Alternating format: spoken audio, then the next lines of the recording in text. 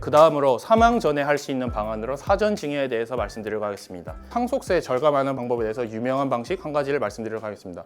첫 번째, 사전 증여를 통한 상속재산 감축입니다. 우리가 상속을 판단할 때 상속재산과 상속공제액을 계산하여서 상속재산이 더 많다고 한다면 예산 상속세가 얼마나 될 것이라고 계산할 수 있습니다. 이때 예상 증여세보다 예산 상속세가 더 많다고 한다면 상속보다는 증여를 하는 것이 세금을 더 줄일 수 있겠구나 생각할 수 있습니다.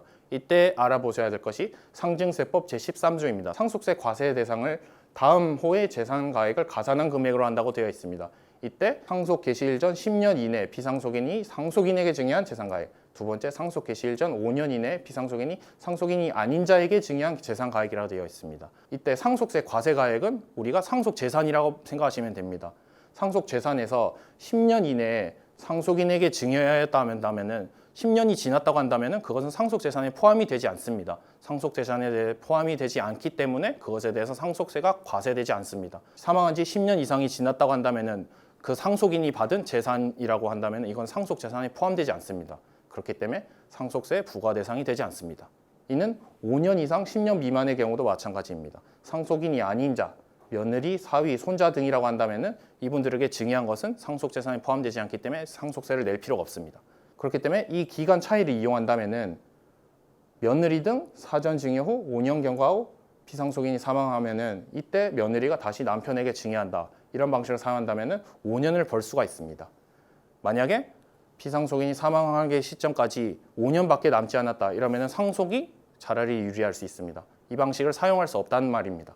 단 합산과산, 배제 증여자산이라는 게 있습니다. 이는 치료비, 생활비, 교육비, 경조사비입니다. 이런 명목으로 증여한 것은 증여에 포함되지 않기 때문에 상속재산에도 포함되지 않습니다. 이에 대해서는 뒤에서 다시 말씀드리도록 하겠습니다. 두 번째 방안으로 상증세법 제13조 3항에 이용하는 것입니다. 앞서 말씀드렸다시피 증여재산가액에 포함되지 않는 것들이 있습니다. 상증세법 제46조를 보면은 치료비, 피부장자의 생활비, 교육비, 그 밖에 이상 유한사한 것으로 대통령으로 전환한 것은 증여재산가액에 포함되지 않습니다. 다시 대통령령을 본다면은 해당 용도에 직접 지출한 것으로서 학자금, 장학금, 기념품, 축하금, 부의금, 혼수용품이 있습니다.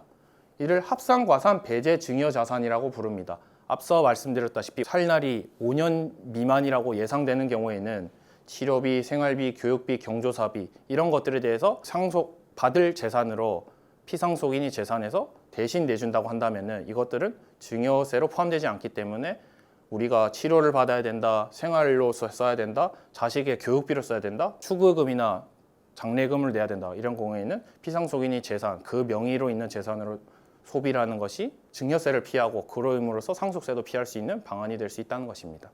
그리고 상속세가 아닌 증여세 그 자체를 절감하는 방안에 대해서 말씀드리도록 하겠습니다. 우리가 보면은 증여재산 공제제도를 적극적으로 활용해야 됩니다. 증여재산 공제될 수 있는 방안은 워낙 항목이 여러 가지가 많기 때문에 여기서는 유명한 것 한 가지에 대해서만 예시적으로 말씀드리도록 하겠습니다. 상증세법 제53조 거주자인 경우 수중자를 기준으로 10년 이내에 받은 금액, 수중자라고 하면은 받는 사람을 기준으로 한다는 뜻입니다. 배우자의 경우 6억 원, 직계존속의 경우 5천만 원, 미성년자의 경우 2천만 원, 직계 비속의 경우 5천만 원, 그리고 이 외에 친족의 경우 1천만 원이라고 한다고 합니다. 이것을 동시에 이용한다면은 예컨대 자식 부부 등에 대해서 공동 명의로 나눠서 증여를 한다고 하면은 두 가지 절세 효과를 누릴 수 있습니다.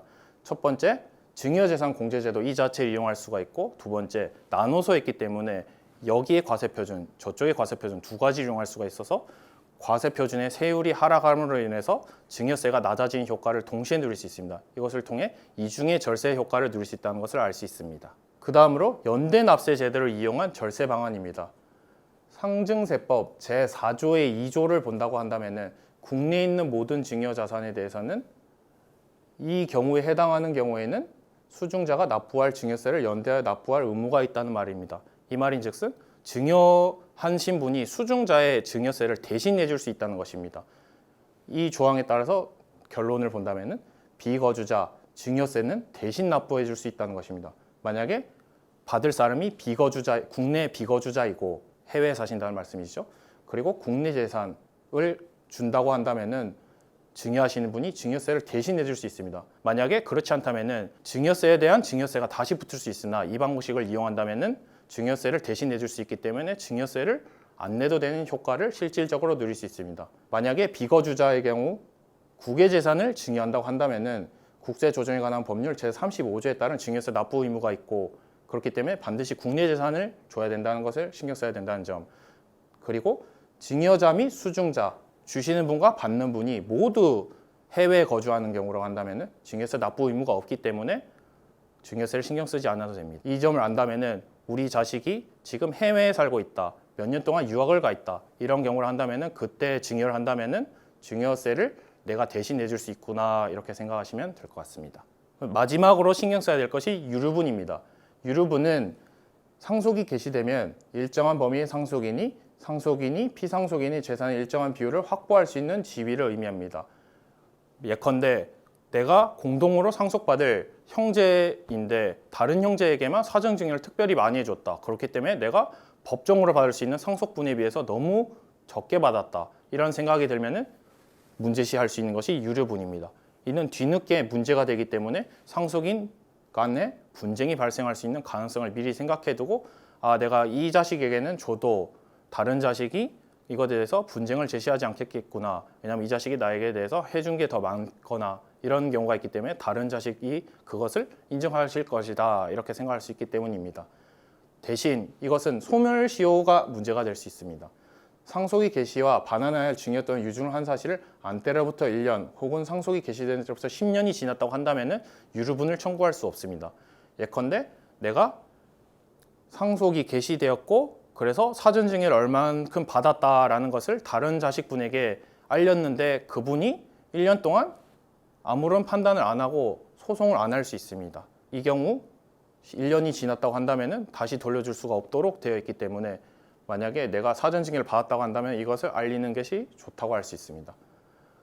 유류분은 법정 상속분과 유류분을 계산해서 부족액이 나온다면 이 부족액에 대해서 청구할 수 있는 것입니다. 유류분 부족액은 유류분 산정에 기초가 되는 재산, 법정 유류분율에서 특별수익과 순상속액을 빼도록 되어 있습니다.